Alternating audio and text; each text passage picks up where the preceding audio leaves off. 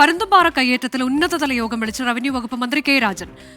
15 revenue ഉദ്യോഗസ്ഥരുടെ team ഇതിനായി രൂപീകരിച്ചു. സംസ്ഥാനത്ത് ഒരു കയ്യേറ്റവും അനുവദിക്കില്ലെന്ന് മന്ത്രി നിയമസഭയിൽ പറഞ്ഞു. ഒരു കയ്യേറ്റക്കാരനെയും ആ വിധത്തിൽ മുന്നോട്ട് കൊണ്ടുപോകാൻ എവിടെയെങ്കിലും അനുവദിക്കുന്ന പ്രശ്നമില്ല. 15 റവന്യൂ ഉദ്യോഗസ്ഥന്മാരുടെ ഒരു ടീം പ്രത്യേകമായി നിശ്ചയിച്ചു. അനധികൃത കയ്യേറ്റങ്ങൾ ഒഴിപ്പിക്കൽ ഉൾപ്പെടെയുള്ള നടപടികൾ ഇപ്പോൾ ആരംഭിച്ചു കഴിഞ്ഞു.